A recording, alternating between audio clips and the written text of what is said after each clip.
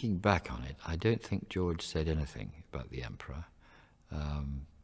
Of course, I immediately got hold of Star Wars, and they invited me to see it and so on. So I clued myself in with who I was quite quickly. But I didn't really get any information about him, except he was extremely old, and he ran the universe. And this man, Darth Vader, worked for him, and did him a lot of good, and not much good to anybody else.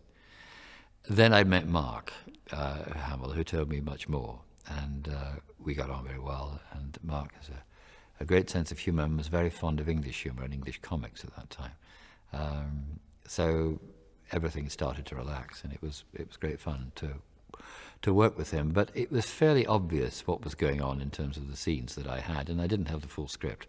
I think that very few people had the full script in those days.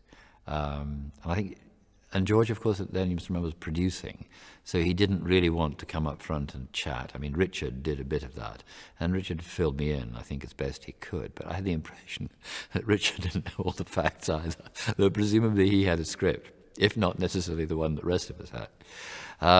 But again, it didn't really matter. As I say, the scenes were strong, the situation couldn't have been stronger, and the character was almost given to me by that face. And I spent most of my time subsequent to that walk down on the first day in this large black chair, and I was very old. And this voice that suddenly emerged from nowhere. I looked at the face, and the voice followed. And I didn't think anyone had been paying particular attention to the voice. But one day Richard came up to me. One day, I mean, we weren't doing this for very long, but he said to me, "Now look, I'm going to give you a tape of Clive Revel's voice." And Clive Revel did the voice of the Emperor in the previous movie. And if you can get sort of close to it, George might be happy to let you keep your voice. And I had no idea that I wouldn't be using my voice. And I thought, oh.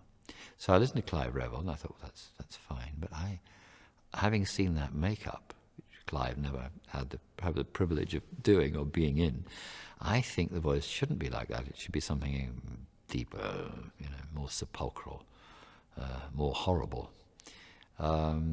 So I did a bit of that, and Richard said, "Yes, well, that's good. You've been doing that voice, I see, throughout."